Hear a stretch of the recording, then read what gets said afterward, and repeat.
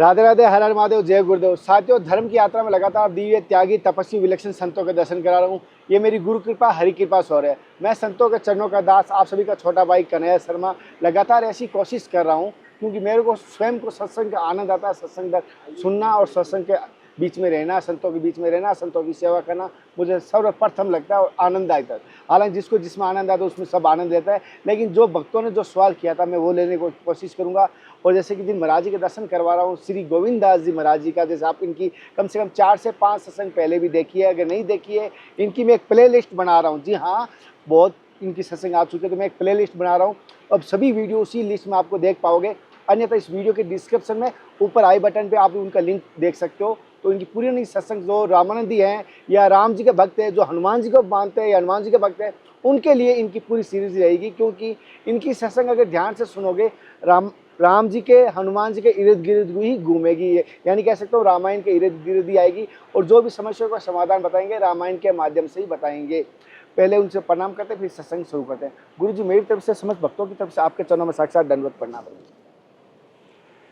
प्रभु जी, जैसे कि कहना नहीं चाहिए, हम आम के फल की बात करते हैं, आम फल है, पेड़ की बहुत कम लोग बात करते, कुछ लोग पेड़ की भी बात कर लेते हैं, लेकिन बहुत कम ऐसे लोग होते हैं जो पेड़ को लगाया है उसकी चर्चा करते हैं, यानी उस बीज रूप में उसको दिया, उसकी बहुत कम लोग चर्चा करते हैं। इसी प्रकार हम राम जी की चर्चा करते हैं, हनुमान जी की करते हैं, रामायण की करते हैं, लेकिन इनको प्रकट करने वालों की थोड़ी महिमा हम आपसे सुनना चाहते हैं थोड़ी सी। सर्वप्रथम इस सत्संग को आगे बढ़ाने से पहले हम अपने गुरुदेव सदगुरुदेव भगवान के श्री चरण कमलों का ध्यान करेंगे। गुरुर्ब्रह्मा गुरुर्विष्णु गुरुर्देवो महेश्वरा, गुरुर्साक्षात् परब्रह्म तस्मै श्री गुरुवे नमो नमः। जो सुमिर सिद्धि होय गणनायक करिवर वदन, करो अनुग्रह सोय बुद्धिरास शुभ गुण सदन। बंदो गुरुपद कंज कृपा सिंध नर रूप हरि, महामोहतम पुंजा सुबचन रवि कर निकर। बोलो सतगुरुदेव भगवान की जय हो। श्री रामदूत हनुमान जी महाराज की जय हो। श्री सीताराम भगवान की जय हो। बद्री नारायण भगवान की जय हो। अलकनंदे मैया की जय हो। सब संतन सब भक्तन की जय हो। तो भगवान तो वैसे निर्गुण है, भक्तों के बस वो सगुण हुए हैं जी। तो जिसने भी भक्ति अच्छे से की है, राम उसके साथ अभी भी प्रकट हो जाते हैं। तो नाभा जी का एक ग्रंथ है भक्तमाल, आप जानते होंगे। तो उसमें सतयुग से लेकर अब तक सभी भक्तों का जीवन परिचय है। तो उसमें गोस्वामी जी को, तुलसीदास जी महाराज जी को सुमेरु बनाया गया है। अच्छा, जैसे अब माला का एक शिरोमणि होती, शिरोमणि सुमेरु। तो सतयुग से अब तक जितने भी भक्त हुए हैं सबके ऊपर कौन है? गोस्वामी तुलसीदास जी महाराज। तो उनको सुमेरु बना दिया गया है। नाभा जी ने सब संतों की सहमति से, इसकी कथा इस प्रकार है कि वृंदावन में गोस्वामी जी आ रहे थे अकबर बादशाह के यहाँ से, उसको परास्त करके। तो वृंदावन में रुक गए, तो काफ़ी समय तक रुके रहे। तो भगवान भोलेनाथ जी आए, साक्षात दर्शन दिए कि उस भंडारे में चले जाना। तो बोले मैं नहीं, बोले जाना तो वो बोले नाभा जी का भंडारा था वो। तो बोले जब भगवान शिव आ गए हैं इनके लिए तो वहाँ जाना जरूरी है। तो वहाँ तुलसीदास जी थोड़ा लेट पहुँचते हैं, देर विलम्ब से पहुँचते हैं। तो ये जहाँ सब लोग अपनी चरण पादुका उतार रखे थे संत लोग, तो ये वहीं बैठ जाते हैं क्योंकि पंक्ति पूरी भर चुकी थी, पंगत चल रही थी। तो वहाँ फेरने वाले आ जाते हैं। तो बोले यहाँ कहाँ बैठ गए, यहाँ कैसे पाओगे? तो ये किसी की चरण पादुका उठा के बोले मुझे इसी में दे दो, ये तो संतों की हुई है, मैं भी कृतार्थ हो जाऊँगा। तो वो अपना तुलसीदास जी को थोड़ा उल्टा सीधा बोलने लगते हैं जो फेरने वाले रहते हैं। तब तक शोर शराबा ज़्यादा हो जाता है। तो नाभा जी आ जाते हैं। नाभा जी जब आ जाते हैं तो वो देखते हैं कि ऐसा कौन इतना दीन है, इतना मतलब कि वो संतों की खड़ाऊ में जो है तस्मई लेना चाहता है। तो वो सिद्ध महात्मा थे ही, वो जान गए तो तुलसीदास जी हैं। तो वो वही बोले कि मैं तो सुमेरु ढूंढ रहा था अपने ग्रंथ का, अभी मैंने इसको जो है प्रकाशित नहीं किया था, अभी मैंने इसको प्रकाशित नहीं किया था, तो सुमेरु मुझे आज मिल गया। धन्य। तो चतुर्थ खंड में उनका सर्वप्रथम उन्हीं का जीवन परिचय है। तो उनका आना इस प्रकार होता है, तुलसीदास जी का बताएं। जी गुरु जी। त्रेता की बात है। हनुमान जी ने जब सब लीला हो गई, रावण वध हो गया, भगवान का राजकाज चल रहा था, तो हनुमान जी महाराज सकल गुण निधानम, ज्ञानी नाम अग्रगण्यम, ज्ञानियों में अग्रगण्य। तो सूर्य भगवान, उनके सारी अस्त्र शस्त्र विद्या वहाँ सीखी उन्होंने। तो 24 घंटों में उन्होंने सारी विद्या सीख ली। 24 घंटों में। तो सूर्य का जो 24 घंटा यहाँ का 12 साल हुआ, देवताओं का 12 साल, हम लोगों का 24 घंटा देवताओं का, हम लोगों का 12 साल। तो जब इनको हनु का प्रहार हुआ था तो सभी देवताओं ने आशीर्वाद दिया, तो सूर्य नारायण ने दिया कि हम तुमको अस्त्र विद्या से जो है पारंगत करेंगे। तो जब ये पहुंचते हैं तो बोले हम तो रुक सकते नहीं, तो फिर आप विद्या कैसे सीखोगे? तो बोले आप पढ़ाते रहिए और मैं पीछे चल चल के सीख लूँगा। तो 24 घंटे में वहाँ देवताओं के हिसाब से तो हनुमान जी 24 घंटे चलते ही रहे, 12 साल तक मान लो यहाँ का लगा लो गणना। तो 24 घंटे में सारी विद्या हनुमान जी ग्रहण करके अपना पारंगत हो गए। तो हनुमान जी ने रामचरित्र लिखा। फिर वो तब तक वाल्मीकि रामायण प्रकाशित हो चुकी थी, 5वें वेद की उसको उपलब्धि प्राप्त हो चुकी थी, 5म वेद की उपलब्धि। तो वाल्मीकि जी ने कहा कि ऐसा नहीं, ऐसा है, ये ऐड कर दो इसमें, इसको इसमें जो है लिख दो, मतलब यहाँ ऐसा कुछ गड़बड़ है। तो बोले नहीं, अब तो ये सोचने लगे मैं करूँगा तो ये गड़बड़ हो जाएगा पूरा काव्य, तो ये उसको जो है उसमें सम्मिलित नहीं करते हैं उस उतने चरित्र को। तो हनुमान जी इनको क्रोधित हो जाते हैं, बोले इसके लिए तुमको फिर आना पड़ेगा। संकल्प में बोलते नहीं अष्टाविंशति में, जी। तो 24वें चतुर्युग में वाल्मीकि ने रामायण का निर्माण किया था।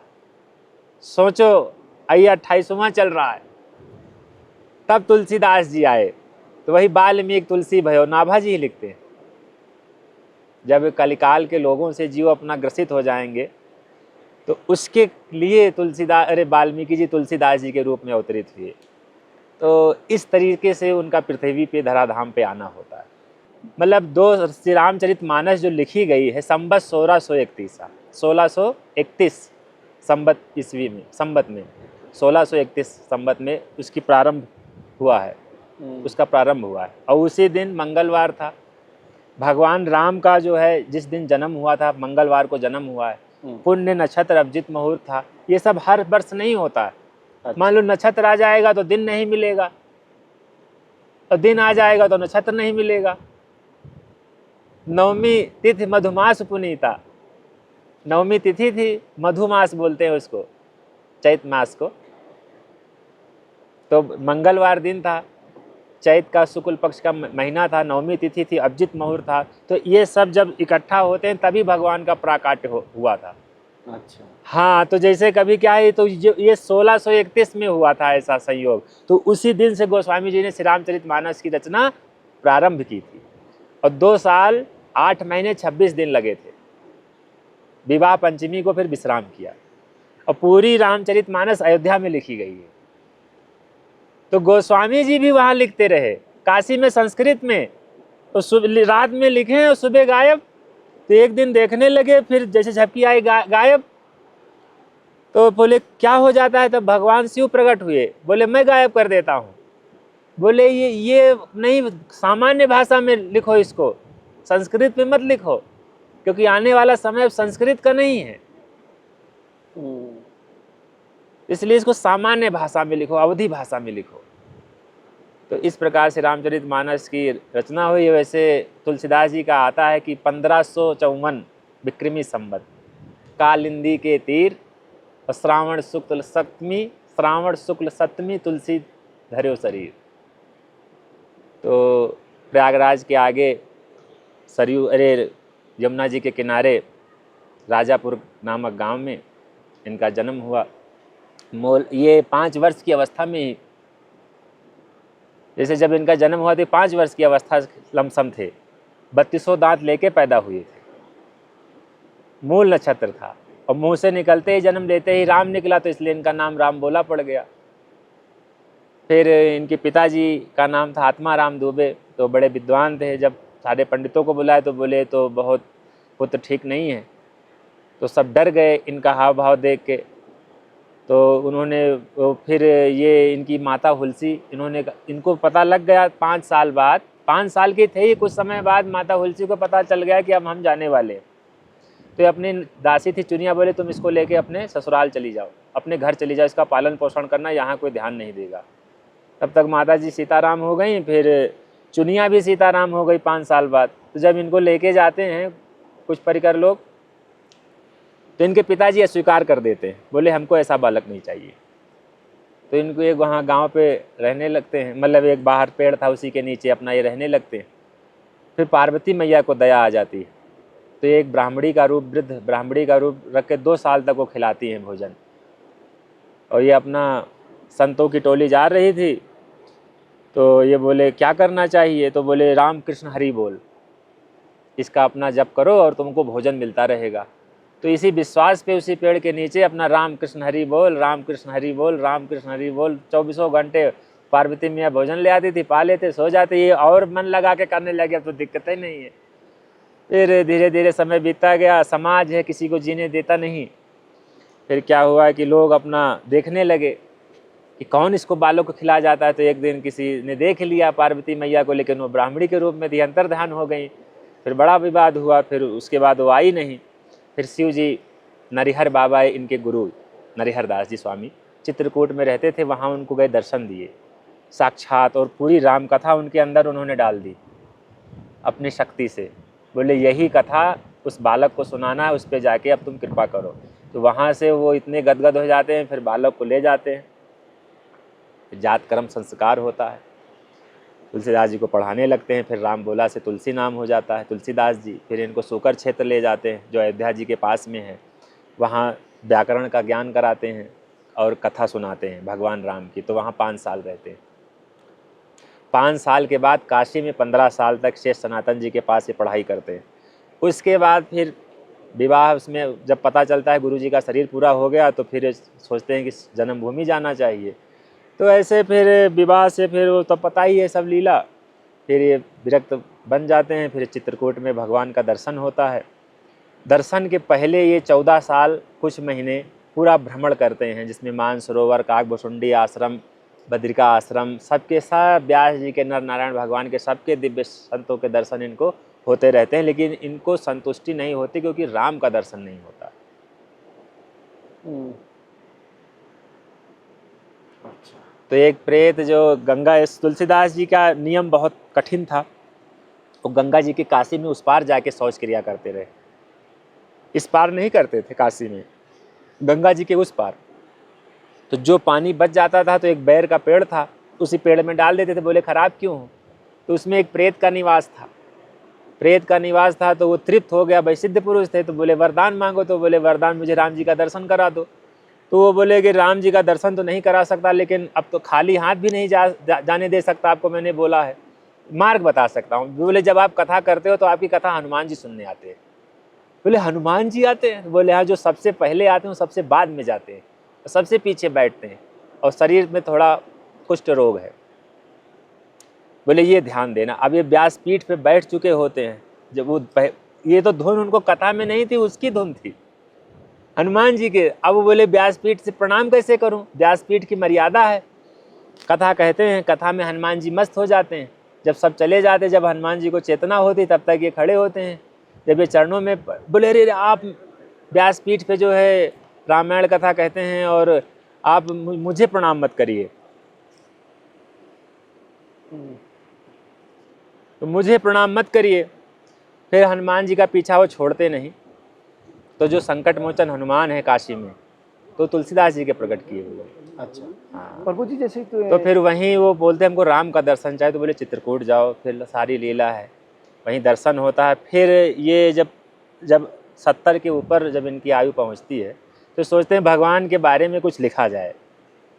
श्री रामचंद्र जी के बारे में। तो संस्कृत में विद्वान थे ही, संस्कृत में शुरू करते हैं।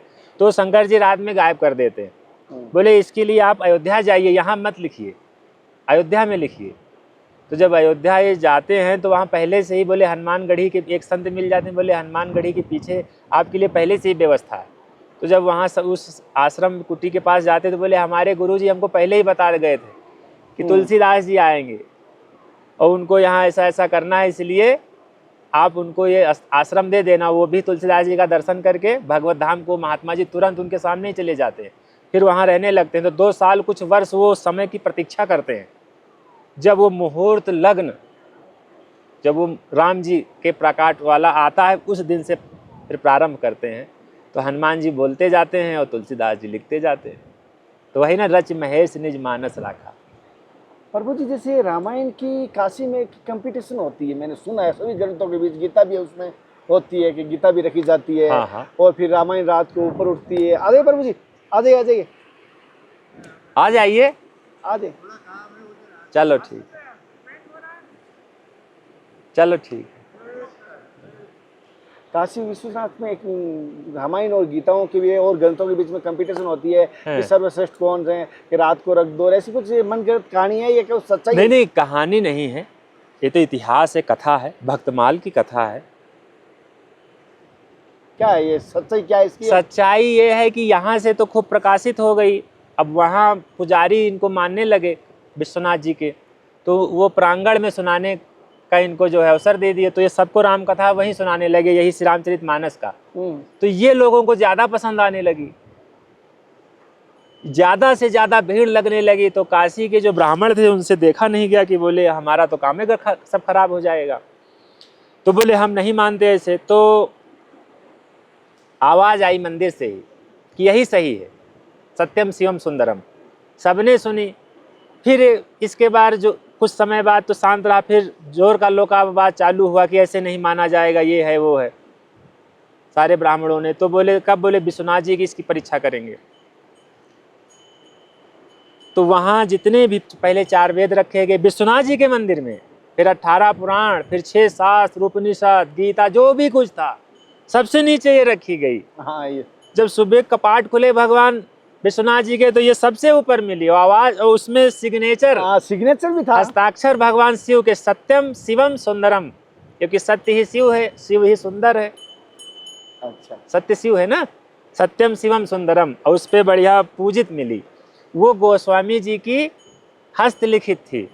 अच्छा, फिर उसको चुराने के लिए लोग चोर भेजे, भिखुआ सिखुआ ऐसे कुछ नाम था, नाम नहीं ऐसे कुछ नाम था, सिधुआ ऐसे करके 2 चोर, नामी चोर थे काशी के, वही लोगों ने सब भेजे। तो फिर उनको भगवान के दर्शन हो गए, वो भी अपना मुक्त हो गए। फिर वो जो लिखित थी विश्वनाथ जी में पूजित थी, वो फिर टोडरमल जी के यहाँ रखवा दी गोस्वामी जी ने।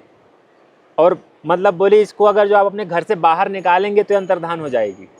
बोले जब ऐसी स्थिति हमारे भगवान को दिक्कत हो रही है, भगवान फिर गोस्वामी जी ने फिर लिखित लिखी, मतलब कई रचना की कि ताकि लोगों तक पहुँचे। उनके परिकरों ने इसकी जो है रचना की, स्वहस्त लिखित की, कि बोले एक ही थी, जल मतलब गायब हो गई तो कैसे मिली। उसी समय कई प्रतिकापी इसकी हो चुकी थी। अच्छा, हाँ, तो ऐसा है। तो वो क्या है, प्रमाणित है। नहीं प्रभु जी, जैसे तुलसीदास जी ने रामायण नहीं और भी बहुत सारे ग्रंथ लिखे हुए हैं, हाँ। सुना है, और भी बहुत हमारे मार्गदर्शन किया है। रामायण के सर्वश्रेष्ठ मानते हैं। रामायण के बगैर आगे दूसरा ग्रंथ की बात आती है, विनय पत्रिका। विनय पत्रिका। हाँ, जब कलिकाल इनको परेशान करने लगा, हम्म, तो फिर ये बोले अब क्या किया जाए। तब हनुमान जी ने कहा कि विनय सुनाओ सबको। तो हनुमान जी के सानिध्य में इन्होंने विनय पत्रिका लिखी, फिर हनुमान जी के हाथ में दी।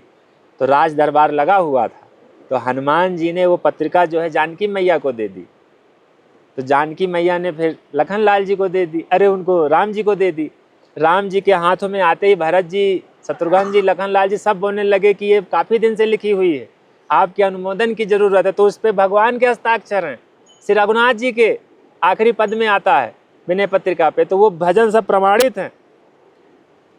प्रभु जी, जैसे अभी हम पिछली सेशन में चर्चा कर रहे थे, जैसे सुंदरकांड पाठ की, हाँ। थोड़ी सी मैं उसमें हम बात को वार्तालाप लंबी नहीं कर पाए, थोड़ी सी एक बात जानना चाहता हूँ कि सुंदरकांड करने का हमारे, देखो बुरा मत मानो गुरु जी, कि कलयुग में क्या करते हैं, कोई फल होगा उसको कामरे करेंगे, कोई फल मिलता है या क्या लाभ होगा, इससे क्या हमें बेनिफिट है, पहले अपना तोल मोल कर लेते, समाज ऐसा ही है।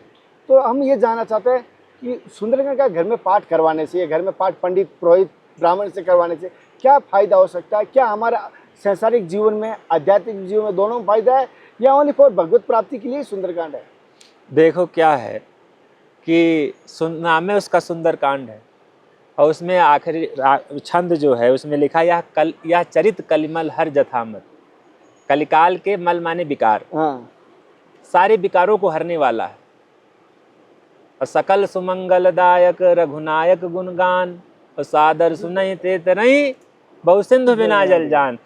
कलिकाल के सारे विकारों को हरने वाला है, भवसागर से पार कराने वाला है। काली सुंदर कांड, और उसकी महिमा यह कि और भी तो उसको कोई रूप दे सकते थे, सुंदर कांड क्यों दिया? क्योंकि वो हनुमान जी का चरित्र है उसमें। और हनुमान जी को दोनों जगह भक्ति प्राप्त हुई है, और रामायण के केंद्र बिंदु हनुमाने जी हैं। अगर जो हनुमान जी नहीं होते तो सीता मैया का कौन पता लगाता, कौन रामचंद्र जी को सूचना देता? तो फिर रामायण पूरी कहाँ बन पाती? तो उसके तो केंद्र बिंदु है वो। कभी कभी मैं सोचता हूँ रामायण में इतने खंड है, लेकिन एक सुंदरकांड ही अलग तो जो भी उसका पाठ करेगा उस पे हनुमान जी की कृपा बरसेगी। अगर जो सच्चे मन से करेगा उसका कोई बाल बाका नहीं कर सकता। और क्या? अच्छा, कनक भूधराकार शरीरा, समर भयंकर अत बलवीरा, सीता मन भरोस तब भयो, पुनि लघु रूप पवन सुत लयो। और सुंदरकांड की अगर चौपाई बात करें, बहुत सारी चौपाई है, सभी अच्छी है, मैं ऐसी नहीं कहूंगा। हाँ हाँ। लेकिन ऐसी कौन सी चौपाई जो आपको छू गई हो, हमको जो आपको हृदय तक, गहराई तक पहुंचती है? कई पूरा चौपाइये है। अब एक चौपाई बताइए वर्मा जी। एक तो माता जी से जब मिलते हैं वो प्रसंग, और राम जी से जब भक्ति प्राप्त करते हैं, जब राम जी बोलते हैं सुन सुत तोय उरिन मैं नाही, देखो कर विचार मन माही। जब भगवान बोलते हैं राम जी से, अरे हनुमान जी से, कि मैं आपसे उऋण नहीं हो सकता, मैं सब कुछ विचार करके देख लिया पूरे ब्रह्मांड में, मैं तुमसे उऋण नहीं हूं। बाकी वो किसी का ऋण स्वीकार नहीं किए राम जी। गुरु तो जी, ये दो चौपाई जो है, उधर जब इनको भक्ति का जब वरदान मिलता है कि अजर अमर गुण सुत हो, करो बहुत रघुनायक छो, उसके बाद जो चौपाई आती है कि रघुनायक छो हो, इतना सुनते ही हनुमान जी करहु कृपा प्रभु अस सुनि काना, निर्भर प्रेम मगन हनुमाना, बार बार नायसी पद सीसा, बोला बचन जोरी कर की सा, अब कृत कृत्य भयो महिमाता, ओ आशीष तो अमोघ विख्यात। अमोघ माने कभी कोई मिटा नहीं सकता, अचल है। तो ये है दो प्रसंग उसमें है तो पूरा, लेकिन ये दो विशेष हैं। एक गुरु जी आपके निजी जीवन का इसलिए पूछ रहा हूँ, थोड़ा हमें आध्यात्मिक रूप में। राम जी की जो लीला है उसमें एक पच्चीन बने हुए अभी भी, आज भी बहुत सारी जगह कह सकता हूँ। हाँ, नेपाल में भी उनके पच्चीन हैं, और देवप्रयाग में भी हैं, देवप्रयाग में भी है, जहाँ उन्होंने तप किया है संगम पे। तो आपने कभी राम जी के पदगमन पे कभी यात्रा की है? कभी नहीं, इच्छा है कभी हमारी? अब तो नहीं है, इसलिए क्योंकि अब 6 महीने रहते हैं बद्रीनारायण गुरुदेव भगवान के आज्ञा से, और 6 महीने हनुमानगढ़ी अयोध्या, तो वहाँ अब हनुमाने जी में सब है। तो गुरु जी जैसे कहना नहीं चाहिए, आप मैं देखा हूँ, अभी भी देखा हूँ, हालांकि धूप है, देखिए सुबह भी देखूँ, आप ऐसे ही रहते हो? कोई ऐसे ये सब गुरुदेव भगवान और हनुमान गर्म जी कपड़े भी नहीं महाराज, पहनते हो आप? क्यों? हनुमान जी महाराज की कृपा है। और आप गंगा के जल पान करते हैं? हाँ, ये कोई नियम लिया है, संकल्प या नहीं, व्यवस्था? जब तक शरीर सह रहा है साधु को जवानी में त्याग तपस्या करनी चाहिए। यही त्याग तपस्या ही हमें अध्यात्म में बहुत गहराई में लेके जाता है। तो कुछ गुरु जी आप किसी संतों के सानिध्य में क्यों नहीं रहते हो, या साथ में क्यों रहते हो, या संग में क्यों नहीं रहते हो, अकेले क्यों रहते हो? नहीं, साथ में ही तो रहते हैं, घाट ऐसे पे नहीं, मैं तमाम आपकी संत कुटिया हैं। अलग है साइड नहीं, में। पहले भी रामायण काल में भी देख लीजिए कि निश्चरहीन करऊं मही भुज उठाए पनकीन, और सकल मुनिन के आश्रम ही जाए जाए सुख दीन। कोई साथ में तब भी नहीं रहते थे, अच्छा, क्योंकि साथ में रहेंगे तो दूसरी बात चालू हो जाएगी। एक निरंजन दो सुखी तीन में हाँ। खटपट। एक हमारे राजस्थानी में कहावत है। नहीं, हमारे साधु भाषा में भी है, एक निरंजन दो सुखी, तीन में खटपट चार दुखी। अच्छा गुरु जी, अब ये थोड़ा एक चीज लास्ट में एक सवाल लेना चाहता हूँ, अगर आपके हो तो इसी लोग नहीं है तो अगले। हाँ हाँ जैसे जीवन में हम सोचते हैं कि मैं कन्हैया हूँ, हाँ असलियत में मैं हूँ नहीं, हाँ। और लोग कहते हैं मैं आत्मा हूँ, असलियत में आत्मा भी मैं नहीं हूँ, आत्मा भी उससे परे बता रहे। मैं आत्मा हूँ या ईश्वर का अंश हूँ, या आत्मा को कैसे पहचाना जाता है आपकी दृष्टि से? आत्मा का स्वरूप है, आकार है, क्या है? आप यहाँ कहाँ बैठे हैं? आप बद्री का आश्रम में। कैसे आए आप? धर्मरथ के माध्यम से। नहीं, धर्म रथ के माध्यम से ऐसे कैसे आ गए? आप हिमाचल क्यों नहीं चले गए? आप रामेश्वरम क्यों नहीं चले गए? यहाँ कैसे आ गए? किसके माध्यम से?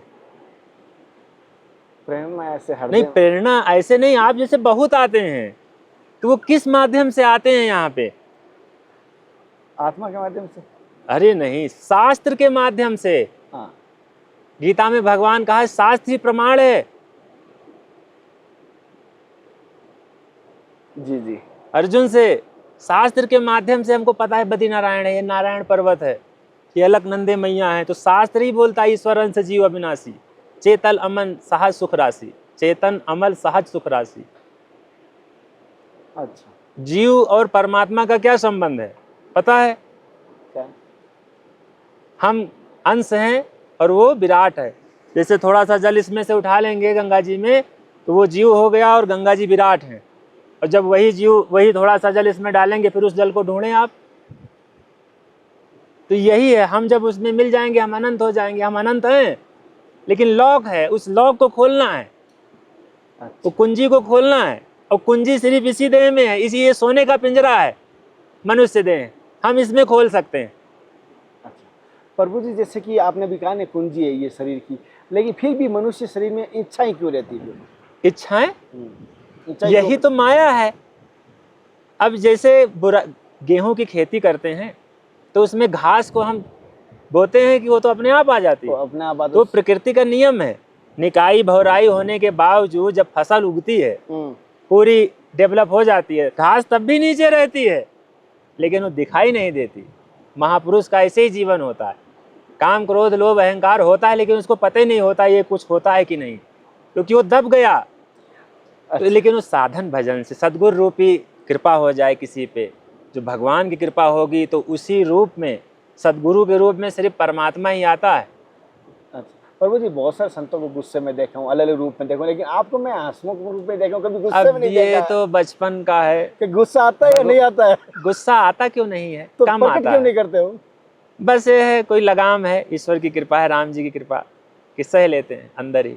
अच्छा, कभी ऐसे बाहर नहीं, इसलिए क्योंकि ये है कि नित्य हम नहीं मानते किसी को, अर्थात क्योंकि सब मिटेगा एक दिन। हाँ, तो इसलिए जो कुछ मान लो कोई बुराई भी कर रहा है, छड़ी कहता है अरे नहीं नहीं इस पे नहीं फंसना है, ये फंसाने वाली चीजें, करने दो बुराई, सहो, जितना सहोगे उतने निखरोगे। क्योंकि भगवान राम लखन लाल जी से कहते हैं कि बूंद अगाध सहाय गिर कैसे, और खल के बचन संत सह जैसे, और सम मान निरादर आदर ही। जो मान और अपमान में सम रहे, सब संत सुखी विचरंत में। अगर जो संत बनना है तो हमको मान अपमान से उस पार जाना पड़ेगा। अच्छा, जो हमको गाली दे उसके लिए भी कल्याण की भावना रखनी है, जो हमारे लिए फूल बरसाए उसके लिए भी कल्याण की भावना रखनी है। जब समता होगी तभी हम आत्मा को जान पाएंगे, और आत्मा में ही परमात्मा है, तभी वो भी पकड़ में आ जाएगा। प्रभु जी, कोई ना कोई साधक भक्ति या भजन करता है, ज़्यादातर कोई कोई इच्छा होती है मोक्ष की, मुक्ति की, हर किसी अलग अलग इच्छाएं होती है। तो आपकी क्या इच्छा से आप संत मार्ग पे, क्या इच्छा से आप भक्ति कर रहे हैं, क्या इच्छा है मन में, जिज्ञासा? अभी तो राम जी के लिए सिर्फ अनंत जीवन तक जीने की इच्छा है। साथियों, जैसे आप महाराज जी सत्संग ली कैसी लगी मुझे जरूर बता। अगली सत्संग दर्शन के साथ फिर मिलते, तब तक जय हिंद, वंदे मातरम, हर हर महादेव, हरे कृष्णा, हे नाथ, हे मेरे नाथ। मैं आपको बोलूँ नहीं, जय गुरुदेव। साथियों, अगली समस्या जो आपके समझ बताया, तंत्र और भूत प्रेत, और जो आपने बताया काला जादू, उसके संबंधित रहूँगा। क्या ये सच में है तो हम रामायण के आधार पे, हनुमान जी के साधना के आधार पे इससे कैसे छुटकारा पा सकते हैं, अगली सत्संग में विशेष तौर पर वह रहेगी। क्योंकि कहा गया है भूत प्रेत वहाँ नहीं आते जहाँ हनुमान जी रहते हैं, लेकिन फिर भी लोग कहते हैं तो किस प्रकार, कहाँ कमी रह जाती है? घर में हनुमान जी की प्रतिमा होते भी, आइए में भूत कैसे रह सकते हैं? अगली सत्संग में मिलेंगे।